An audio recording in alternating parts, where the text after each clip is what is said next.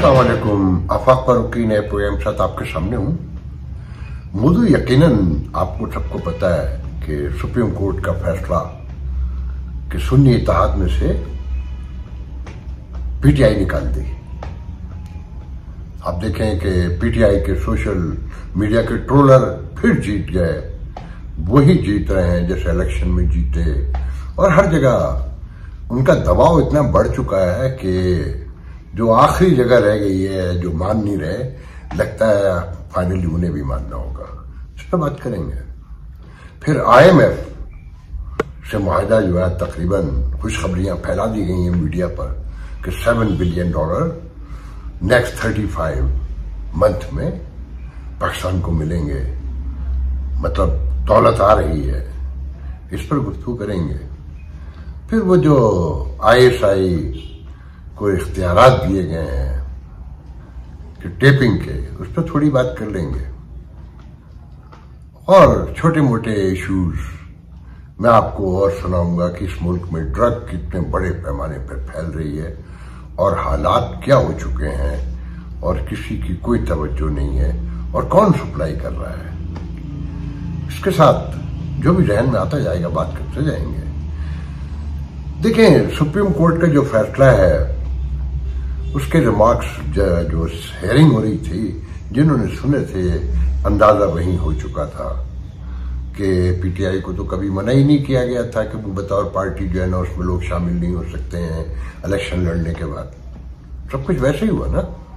और इलेक्शन, इसमें दिलचस्प बात यह कि इलेक्शन कमीशन ने डिनाई कर दिया है, डिक्लाइन कर दिया है फैसला, और कहा है कि जी हमने तो सब कुछ कॉन्स्टिट्यूशनली किया और हुकूमत तो पागल हो चुकी है जिसे अमेंडमेंट्स लानी थी, और अब उनकी तादाद 209 रह गई, 2/3 अक्सरियत नहीं है, और पीपल्स पार्टी अब खुलकर भूत की तरह बाहर निकलेगी मुस्लिम लीग को मारने के लिए कि 68 का नंबर उनका है और 108 है मुस्लिम लीग नून के। माइनॉरिटी सी माइनॉरिटी हुकूमत है। MKM के लिए तो बस ध्यान में रखें कि उन्हें जो कहा जाएगा वो करेंगे। पीपल्स पार्टी अपनी किसी हद तक मान लेती है, मनवा लेती है, तो जो हुकूमत पे वक्त पड़ने वाला है, अगला एक फैसला और आएगा ट्रिब्यूनल के हवाले से। जो ट्रिब्यूनल बने इलेक्शन कमीशन ने बनाए हैं, जो उज़ादारी ले रहे हैं, क्या कहलाता है उज़ादारी, क्या समथिंग, कि जो पटिशन आएंगी और जो इस्लामाबाद की आई हुई हैं 3 सीटों की और बहुत सी जगहों पे, तो उस फैसले में भी मेरा शुबा है कि गेम वहां पर होगा। असल मैं ये नहीं कह सकता कि वो पीटीआई के हक में होगा, बज़ाहिर तो वो पीटीआई के हक में ही नजर आता है। और ये हुकूमत अब उसके दिन गिनने शुरू कर दें, क्योंकि पीटीआई और पीपल्स पार्टी की गुफ्तगू जारी है आपस में हमेशा से। पीटीआई में बहुत सारे लोग पीपल्स पार्टी से गए हैं जो बहुत अरसे तक पीपल्स पार्टी में रह चुके हैं, तो आपको याद होगा। और मुस्लिम लीग नून और ये एक दूसरे के अजली जानी दुश्मन है, और इक़्तिदार की जंग में कोई किसी का भाई नहीं होता, बाप नहीं होता, दोस्त नहीं होता, रिश्तेदार नहीं होता। पंजाब पे कब्जा चाहिए पीपल्स पार्टी को, तो उस रोशनी में देखें कि आने वाले दिनों में यह हुकूमत कैसे चलेगी और ये पपेट प्राइम मिनिस्टर जो है ये कितनी देर कायम रहेगा। ये सारी देखने वाली सूरत हाल होगी। मैं इस पर और तबसरा नहीं करूंगा, सैकड़ों लोग कर चुके हैं कि ये फैसला बस मेरे जहन में ये आता है, जो मैंने पढ़ा है, समझा है अभी तक, कि ये सोशल मीडिया का दबाव है और खौफनाक दबाव है। कि आप ये देखें कि जिस हक में फैसला आता है वो अदालत की शान में रद्दुल निसा होता है और उसके गुण गाता है, और जिसके खिलाफ होता है वो इल्जामात लगाना शुरू कर देता है। इस वक्त यही सिचुएशन है ना। तो अदलिया भी गंदी हो रही है, हुकूमत भी गंदी है, इस्टेब्लिशमेंट भी गंदी है। यहाँ IMF अरबों खरबों डॉलर और दे दे, होना कुछ नहीं है। दहशतगर्दी बढ़ रही है, माशरे में तशद्दुद तेजी से फैल रहा है और ड्रग जैसे फैल रही है। मैं उसकी तरफ अभी आऊंगा। देखिए, IMF पर गुफ्तगू करने से पहले मैं आपको एक लतीफा सुनाना चाहता हूं कि एक बादशाह के दरबार में जो बड़ा सखी मशहूर था, एक फकीर आया और कहा कि मैंने आपकी सखाफत के बड़े किस्से सुने हैं। बादशाह ने कहा कि हाँ, इस दरबार से कभी कोई खाली नहीं गया, जो मांगा दिया गया। तो उसने कहा, उसने अपना कासा आगे बढ़ाया कशकोल और कहा तो फिर इसे भर दीजिए। बादशाह ने अपने गले से हार उतारा और डाल दिया, जो बहुत हैवी था, बहुत मोटा था, और उसके ख्याल में कासा उसे एक हार से भर सकता था। मगर उसने देखा कि कशकोल में हार गया और नजर भी ना आए। उसने फिर अंगूठियां उतारी और इस साइडों से जो कुछ लगा था उतारा, मगर कासा था कि भरकर नहीं दे रहा था। फिर उसने अपने खजाने को लाने का हुक्म दिया, जो उसके पास था जितना वो लाके डालते रहे, मगर वो भर के नहीं दिया। फिर आखिर में उसने अपने सर से ताज उतारा, जो बहुत हैवी और बहुत ऊंचा और बहुत लंबा और बहुत बड़ा था कि एक आम से कासे में वो आ भी नहीं सकता था। उसने वो भी डाल दिया, मगर कासा फिर नहीं भरा। तो बादशाह की शक्ल रोने जैसी हो गई। फिर उसने कहा कि ऐ पुरस्कार शर, ये तो बता, ये करामत क्या है, ये किस बुजुर्ग का और किस शख्सियत का, किस रूहानी पेशवा का कासा है कि भर के नहीं देता। तो फकीर मुस्कुराया, उसने कहा ये किसी बुजुर्ग का, किसी रूहानी पेशवा का और कोई पुरस्कार कासा या कशकोल नहीं है, ये हुकूमत पाकिस्तान का कासा है, जो कभी नहीं भरता और ना 75 साल में भरा है, ना ये आइंदा भरेगा। आया समझ में? क्योंकि यहाँ जो डिसेबिलिटी है, जो यहाँ माजूरी है ना, तकरीबन अगर आप नोट करें तो, जो लड़ाइयाँ हैं, जो करप्शन है, जिस तरह इदारे टूट गए हैं, कहीं से दौलत ले आई और बिजनेसमैन बिखरे पड़े हैं, मुश्तैल हैं।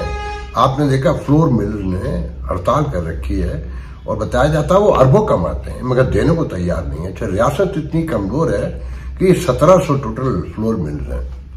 इनको उठाए घरों से, इन पर कानून तोड़ने के जुर्म में मुकदमे बनाए, इनको सजाएं सुनाए। माशरा ऐसे दुरुस्त नहीं होता, जजा और सजा पे खड़ा होता है। अमेरिका और वेस्टर्न वर्ल्ड में जो यहाँ FBI कहलाता है, हमारे यहाँ जो है IRS कहलाता है। IRS को खुदा से ज्यादा खौफ खाया जाता है कि वो हमारे पीछे ना आ जाए कहीं। अगर वो ये कह दें कि ये देना है तो फिर देना है। अदालतों में जाना पड़ता है बाद औकात, और वहां से भी जान छूटती नहीं है। तो रियासत अगर मजबूत नहीं है, जो नहीं है यहाँ, देखे ना रोज हड़तालें, कहीं इधर कहीं उधर, मतलब तशद्दुद सोसाइटी में हर एंगल से तशद्दुद मौजूद है। और फिर सबसे बड़ी खबर यह है, जो अभी आने वाले दिनों में उसके बारे में जो सिचुएशन सामने आएगी कि ज़राई टैक्स मान लिया गया चारों सूबों ने भी, वफाक ने भी, मगर इसमें भी देखें कि 6 लाख रुपए जिनकी आमदन है, 6 लाख से ज्यादा, वो ज़राई जमीन पर टैक्स देंगे। मगर जो तनख्वाहदार है वो 50,000 पे भी देगा, वो लाख पे भी देगा, और जिसकी 3 लाख तनख्वाह है वो 35% देगा, और जिसकी 6 लाख तनख्वाह है वो 40% टैक्स देगा। मतलब 6 लाख तनख्वाह में से 40% तो राइट अवे कट जाएगा, मतलब 3.25 लाख रुपए रह जाएंगे। मगर वहां टैक्स लगेगा ज़राई जमीन पर 6 लाख के बाद, क्योंकि असेंबलियों में भी वही बैठे हैं, उनके सारे कनेक्शन हैं, उन्हीं खानदानों से एस्टेब्लिशमेंट में लोग हैं। अब अभी ये भी देखना है कि वो भी देंगे कि नहीं देंगे और किस हद तक ये ले सकेंगे। तो इस सिचुएशन को आप ऐसे देखें आने वाले दिनों के हिसाब से कि जब तक माशरे में टॉलरेंस नहीं आएगी और एक फिक्र ये पैदा नहीं होगी कि हमारा मुल्क है, वो रियासती इदारे हों, वो पार्लियामेंट हो, वो अदलिया हो, आम आदमी हो, मगर ये सब कुछ मैं बहुत अरसे से आप लोगों को बता रहा हूं कि रियासती निज़ाम आए इसलिए थे कि मज़ाहिब में जज़ा और सज़ा का तसव्वुर बहुत डिलूजनल है कि रोज़े महशर लगेगा तो वहां फैसला होगा। हमारे साथ रोज़े महशर के वाक़यात यहाँ मौजूद हैं, नजर आते हैं कि हम अपने किए की सजाएं भुगतते हैं, मगर हमें यकीन नहीं होता। जो रियासती निज़ाम है उसमें सजा और जजा सामने नजर आती है, विटनेसेस होते हैं, इसलिए मान लेते हैं। तो इस रोशनी में बस ये ध्यान में रखें कि हर फर्द को किरदार अदा करना है अगर ये रियासत बचानी है। और ये पॉलिटिकल इंस्टेबिलिटी जो है मैं नहीं समझता कि खत्म होने जा रही है या इसे कोई खत्म करना भी चाहता है। दहशतगर्दी की जंग मौजूद है, आपके सरों पे मंडला रही है, आने वाले दिन कैसे होंगे कोई नहीं जानता। तो इस रोशनी में चीजों को जब देखते जाएंगे, गुर्बत जो सबसे अहम है कि देखिए टैक्स लेना चाहिए। बहुत अच्छे आपको याद होगा कि एक जमानों से मैं कह रहा हूं कि डॉक्यूमेंटेड इकोनॉमी से आप डील करते हैं दुनिया की और खुद अनडॉक्यूमेंट है। और लाखों करोड़ों दुकानें हैं जो अब वो सुना है कि जो उनसे लेंगे, मगर अभी तक कुछ 6-7 हजार लोगों से टोटल वो जमा कर चुके हैं कि किसी किराया देखकर कि 12,000 रुपए अगर किसी का किराया है महीने का तो उससे 1200 सालाना लेंगे, किसी से 3 लाख लेंगे तो 1 लाख लेंगे।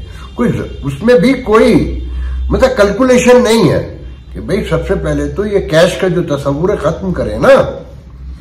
चेक पर आए, क्रेडिट कार्ड पर आए, कैश की इकॉनमी। तो अमेरिका जैसे मुल्क में भी अगर कैश जहां पर आ रहा है वह चोरी होती है, मगर वहां की FBR जो है, ISR जो कहलाती है, IRS जो कहलाती है, वो बाकायदा मजदूरों की तरह काम करती है ऐसी जगहों पर। मेरे अपने जानने वालों में खड़े हो जाते हैं आकर काउंटर पर 3-3, 4-4 दिन के लिए, एवरेज निकालते हैं, फिर टैक्स लगाते हैं। तो बहरहाल यहां तो हर आदमी चोरी पे उतरा हुआ है क्योंकि रियासत ने मौका दिया और अब भी उनके लाडले हैं। कोई सियासत में ही लाडले थोड़ी हैं, हर फील्ड में, हर मैदान में लाडले हैं। फिर सबसे दिलचस्प बात यह है कि खावर मानी का केस, इद्दत केस में आप ये देखें कि वो आदमी और रियासत उसे सपोर्ट कर रही है, कैसे कैसे मुतालबात करें। मुझे तो वो लफ्ज भी इस्तेमाल करते हुए शर्म आती है कि एक औरत को, बल्कि सारी औरतों को गंदा कर रहा है कि कोई औरत तलाक न ले सके, कोई औरत अलग न हो सके, और अगर वो अलग हो जाए, वो कहीं शादी कर ले तो उसे बर्बाद कैसे करना है। क्योंकि एक केस में अगर ऐसा सब कुछ सामने आ जाए और फैसला आ जाए तो रेफरेंस बन जाएगा ना। हर यहाँ तो जो हालात हैं आपको अंदाजा है कि हमारी शर्म गैरत कैसी है कि वो ये कह रहा है कि पीरियड जो है ना उसकी भी डेटे निकलवाई जाएं और उसका भी टेस्ट होना चाहिए। और उसमें भी मैं आज आपको एक दिलचस्प वाकया सुनाता हूँ कि मैं जब से ही इस मामले में एक अजीब मेरे जहन में बढ़ गया इस माशरे के बारे में। ये मैं बात बता रहा हूँ जब मैं जूनियर रिपोर्टर था कराची में, तो मैं एक मैगजीन सेक्शन भी करता था, मैरान एडिशन, मुझे आज तक याद है। मशरिक अखबार उस जमाने में बड़ा अखबार तस्वुर होता था, तो कुछ 16 पेज का था। तो उसमें मैं फीचर राइटिंग वगैरह और शॉर्ट स्टोरी और इंटरव्यूज सब कुछ होता था। तो मैं एक फीचर के सिलसिले में फिरोजाबाद थाने गया था, मुझे आज तक याद है, कुछ मालूमात के लिए। तो वहां पर एक केस आया हुआ था, कुछ लोग बैठे थे, देहाती शक्ल के लोग थे, और वो एक बंदा रो रहा था। तो मैंने SHO से पूछा कि ये क्यों रो रहा है। तो उसने कहा इसकी बीवी इस वाले ये बंदा जो बैठा है इसके साथ भाग गई है। तो मैंने कहा फिर? कहने लगे ये केस लेकर आया है कि जी मेरी बीवी अगवा हो गई। तो मैंने कहा भाग गई है और ये कह रहा अगवा हो गई। कहने हाँ। मैंने उस पर भी फिर फीचर किया था। मुझे आज तक याद है कि मेरे मोस्ट सीनियर रियाज बटालवी लाहौर में वही मैगजीन करते थे, मैं कराची से करता था। तो मुझे फोन करके मुबारकबाद भी दी थी कि भाई शहजादे तुमने बहुत अच्छा फीचर किया है। तो मेरा मौजू ये था कि मर्द की गैरत इस बात की क्या इजाजत देती है कि एक औरत चली गई तो हम उसके पीछे जाएं और अगवा के मुकदमात बनवाएं, उस पर झूठे इल्जामात लगवाएं कि भाई वो चली गई, तुम्हारे साथ नहीं रहना चाहती थी। तो मैं ये हैरत के समंदर में गर्क हो गया था कि कोई मर्द इतना बेशर्म भी हो सकता है कि वो मुकदमा लेकर आए कि एडल्ट औरत के खिलाफ की अगवा हो गई है, और वो घर में बैठी थी, मैं उससे भी मिला। तो ये खावर मानी का वो है, और रियासत को शर्म आनी चाहिए। मैं आंखें निकाल कर ही बात कह रहा हूं, रियासत को शर्म आनी चाहिए कि ये औरत और मर्द के मामला आपस के हैं, ये अल्लाह का और उनके दरमियान का मामला है। अगर मजहब की निगाह से देखें इसमें रियासत का क्या ताल्लुक है और फिर पहले भी एक बार बताया था कि ये फ्रॉड और चीटिंग का मुकदमा बनाया। उन्होंने किसको धोखा दिया है भाई, पता तो चले। फिर खबर मानी कब, तो मुझे याद नहीं आता, आज ही मैंने खबर देखा कि खुद भी शादी कर चुके थे और अपनी कहते हैं बेटी की सहेली से शादी की थी, और जो आप भी मौजूद है। एक अजीब तरीन माशरा है ये, कुछ समझ में नहीं आता कि अभी तक ये जंगलों में आबाद हैं। ये पत्ते भी बांध लें तो बेहतर होगा, और हैया हैया यू करें। जो ISI को और जो खुफिया एजेंसियों को ये इख्तियार दिया गया है कि ये वो फोन टेप कर सकते हैं, पहले ये क्या नहीं हो रहे, बस ओपन किया है ना, बताया। जैसे ऑपरेशन पहले भी हो रहे थे मुसलसल दहशतगर्दी के खिलाफ, और अब भी हो रहे हैं, मगर एक नया शोशा छोड़ देते हैं खुद ही। इसी तरह ये इख्तियार देकर इस माशरे में कब टेप नहीं होते थे। ये कोई अमेरिका थोड़ी है, मगर ये जहन में रखें कि अमेरिका में भी और पूरे वेस्टर्न वर्ल्ड में 9/11 के बाद ऐसे कवानीन आए कि जिसके तहत पहले मिसाल के तौर पे अमेरिका में ये ऐसा ही था जैसा अब यहाँ बताया जाता है कि पहले होता था कि अगर किसी मुजरिम के खिलाफ मालूमात चाहिए थी, उसको फोन टेपिंग करनी होती थी उसकी, तो अदालत से इजाजत लेना पड़ती थी। मगर अमेरिका में सेक्रेटरी एक्ट आया, उसके बाद से इजाजत खत्म हो गई। अब वो जिसकी चाहे करें, और वो करते हैं कि नेशनल सिक्योरिटी का मामला है, और वेस्टर्न वर्ल्ड में भी ऐसे ही कवानीन आ गए हैं। तो यहाँ कौन सी कयामत आ गई, यहाँ तो पहले से होते थे। यहाँ क्या आपके ख्याल में अदालत से इजाजत सबकी लेते थे, शाफिया की किसी एक आध की लेते हो तो मुझे नहीं पता। आम आदमी तो घास कूड़ा है यहाँ पर। हाँ, अब यह है कि आजादी से लेंगे, अब वो पेश कर सकेंगे अदालत में, पहले पेश नहीं कर सकते थे टेपिंग जो है। मगर ज्यादातर टेपिंग तो बकौल लोगों के कि रात के 2 बजे जो टेपिंग होगी तो जो लोग बातें कर रहे होंगे मियाँ बीवी भी, तो जो हवलदार सुन रहा होगा उसकी सांसें चढ़ जाएंगी, और वो रोज सुबह को उठकर हाथ जोड़ा करेगा अपने अफसर के कि हुजूर मुझे इस काम से फारिग कर दें, वरना मैं ऐसी में फारिग हो जाया करूंगा। तो अब मैं आता हूं अपने आखिरी मौजू की तरफ। देखिए, इस मुल्क में बहुत बड़े पैमाने पर ड्रग फैल चुकी है। सुनते तो थे कि यूनिवर्सिटियों में, कॉलेजेस में, इवन स्कूल्स में, मतलब मुझे यहीं ये नथियागरी के राउंड में बताया कि लड़कियां 9th-10th ग्रेड की बच्चियां जो है ना, वो पाइप वगैरह रखकर लेकर जाती हैं स्कूलों में, और वहां पर छुट्टे लगते हैं, कैसे लगते हैं मुझे नहीं पता, मैं इससे ज्यादा वाकिफ नहीं हूँ। भी मैंने बताया था ना कि मेरे एक हसास इदारे के दोस्त जिन्होंने बहुत बड़े बड़े दहशतगर्द अपने हाथों से मारे, तो वो साइकाट्री के इस वक्त पेशेंट है, तो एक हॉस्पिटल में है, डरे हुए भी हैं, बहुत सारे मसाइल हैं उनके, उन्हें कोई मार देगा। खास कर जिस दिन से अली रजा को मारा है कराची में DSP को, उन्होंने उसके साथ भी काम किया। उसके वेरी सेकंड डे वो हॉस्पिटल गए कि बहुत स्ट्रेस थे, बहुत डिप्रेस थे। तो वहां मैं उनसे मिलने गया था, तो जो हॉस्पिटल के मालिक थे, आदत होती है साथियों की बात करने की, तो मैंने उनसे पूछा क्या सिचुएशन, उनका बहुत बुरी सिचुएशन है। उन्होंने बताया कि ये बनी गाला इस्लामाबाद के राउंड में, और चक शहजाद, और बहुत सारे इलाकों के नाम बताया कि यहाँ पर ना दर्जनों सैकड़ों के हिसाब से मेंटल हॉस्पिटल है, छोटी छोटी बिल्डिंगों में। जिस हॉस्पिटल में गया था वो भी 1 कनाल का एक प्लॉट था, और जिसका किराया 2.5 लाख रुपए बताया जा रहा था।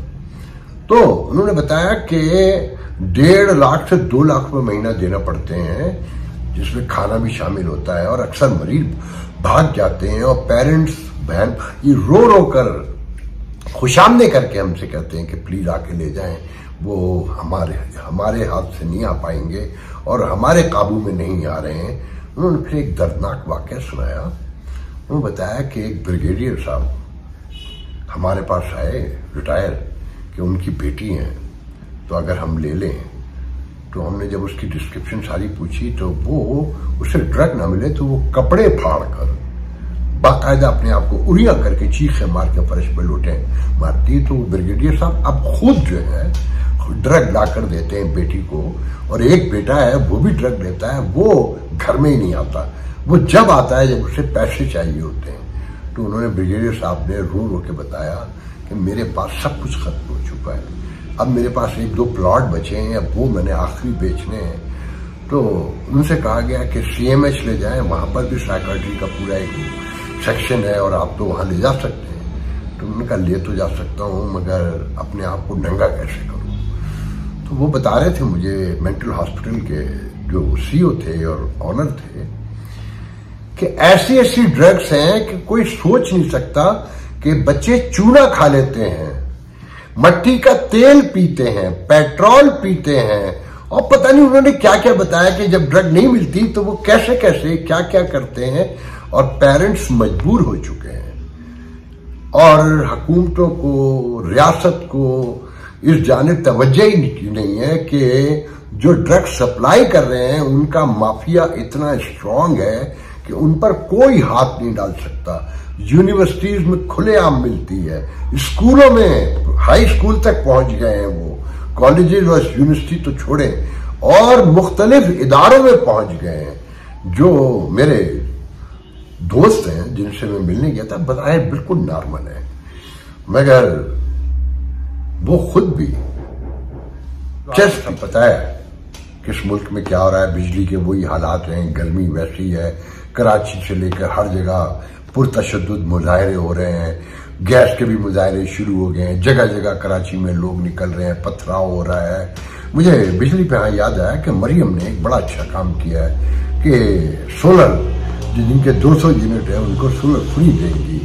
तो आपको याद होगा मैं बहुत अरसे से कह रहा था कि भाई सोलर आम करें, बैंकों से कर्ज दिलवाएं और डोमेस्टिक इशू तो हल हो सकता है ना, घरेलू। अब तो बड़ी बड़ी फैक्ट्रियों में भी लग रहा है, सरकारी बिल्डिंगों में लगा है जो करोड़ों अरबों रुपए के बिजली के बिल खा के बैठी हुई हैं, और लोड शेडिंग और चोरी का इल्जाम आवाम पे लगाया जाता है, उनके नाम पे लोड शेडिंग होती है। बलूचिस्तान में ऐसे इलाके हैं जहाँ 21 घंटे लोड शेडिंग हो रही है, और क्वेटा जैसे शहर में 12 घंटे की लोड शेडिंग हो रही है। सक्खर में कल 50 फील्स लाइक 54 था और 14 घंटे की लोड शेडिंग थी। क्या करेगा एयर कंडीशन भी, मतलब आदमी मेल्टिंग पॉइंट पे समझे ना, बॉयल हो जाए और उबल के फट जाए, मगर रियासत को कोई फर्क नहीं पड़ता। बहरहाल मरियम ने 200 यूनिट तक का फ्री देंगे कि 90% हुकूमत बेयर करेगी, 10% का मुझे नहीं पता वो कैसे देंगे। मगर इसमें इशू ये है कि जो 200 यूनिट का है, 200 यूनिट का तो बिल इलेक्ट्रिक कंपनियां देती ही नहीं है, वो तो 201 कर देती हैं, 203 कर देती हैं, 199 और 200 पे आपने कभी नहीं सुना होगा। अब तो 65 जो यूनिट पिछले होते हैं उसके पैसे दोबारा वसूल कर रहे हैं। तो हर इदारा टूटा हुआ है, और फिर ये कहना कि आवाम के साथ खड़े हैं और आवाम के साथ ही खड़े रहेंगे। हाथ में 20 लाख रुपए का पर्स, पैर में 40 लाख रुपए की सैंडल और कलाई पे करोड़ों रुपए की घड़ी बांधकर आवाम के साथ खड़े होने का अपना ही लुत्फ है कि दूर से अलग नजर आते हैं कि देखें हुजूर ये शहनशाह वक्त की साहबजादी हैं या ये मलका आलिया हैं सल्तनत की। तो यहाँ कैसे कसब बदलेगा ये आपको सबको पता है कि जब तक आप मुत्तहिद नहीं होंगे और एक नुक्ते पे आके खड़े नहीं होंगे कि हम किसी भी पार्टी के हों, हमारा कोई फिरका हो, कोई मजहब हो, कोई जबान हो, किसी खानदान कबीले से हो, मगर 3 चीजों के लिए हम एक हैं कि इस मुल्क में कानून इंसाफ की बालादस्ती बोलबाला और मेरिट के अलावा कोई काम नहीं होगा। इसके लिए जद्दोजहद करनी पड़ती है, आगे बढ़ना पड़ता है, कुर्बानी देना पड़ती है, पुरअमन अंदाज में दें, तशद्दुद करके दें। तशद्दुद में आपका नुकसान ज़्यादा होगा, पुरअमन रहकर आपको फ़ायदा होगा, रियासत भी महफूज रहेगी। मगर मुझे लगता नहीं है कि आपकी सरिश्त में नहीं है कि आप बाहर निकलें, आप जमा हों, आप सर जोड़ के बैठें। आपकी सियासी पार्टियां इसका सबूत हैं कि जिस तरह ईद कुत्ते की लड़ाई उन्होंने मचाई हुई है, और ये पॉलिटिकल इंस्टेबिलिटी जो है आपको निगल लेगी। इसमें मैशियत का कोई ख्वाब झूठ के सिवा कुछ नहीं है। जहां तशद्दुद भी हो, अफरा तफरी भी हो, अदालतें भी मुतनाज़ा हो, कानून के इदारे भी मुतनाज़ा हो, जहां मेरिट भी मौजूद ना हो और जहां अफरा तफरी और आफत धाफत मची हो, वहां कोई इन्वेस्टमेंट लेकर आएगा? आज के लिए इजाजत दीजिए, कल इंशाल्लाह दोबारा गुफ्तगू होगी। हो नहीं जाता करना पैंदा है, हो नहीं जाता करना पैंदा, जीवन दे लई मरना पैंदा। खून की बीमारियों में मुब्तला, जिंदगी के लिए तरसते हुए थैलेसीमिया, हीमोफीलिया और ब्लड कैंसर के मरीज मुन्नू भाई के बाद अब आपकी शफकत चाहते हैं। उन्होंने मुल्क के लिए बहुत कुछ किया, आइए हम भी उनकी सुंदर फाउंडेशन के लिए कुछ करें। तो मुन्नू भाई के मिशन को आगे बढ़ाएं। तो फिर आए आप भी अपनी ज़कात अतियात सुंदस फाउंडेशन को देकर बचाइए किसी बच्चे की जान। ये अली है। अली को थैलेसीमिया है। आज उसे अपनी सालगिरह पर ब्लड ट्रांसफ्यूजन के लिए आना पड़ा। सुंदस फाउंडेशन गुज़िश्ता कई सालों से थैलेसीमिया के शिकार हजारों बच्चों की जिंदगी में उम्मीद और खुशियों के रंग बिखेर रहा है। भी आप अपनी खैरात, ज़कात और अतियात सुंदस फाउंडेशन को भिजवाकर इन बच्चों की जिंदगी के टिमटिमाते चिरागों को रोशन रखें।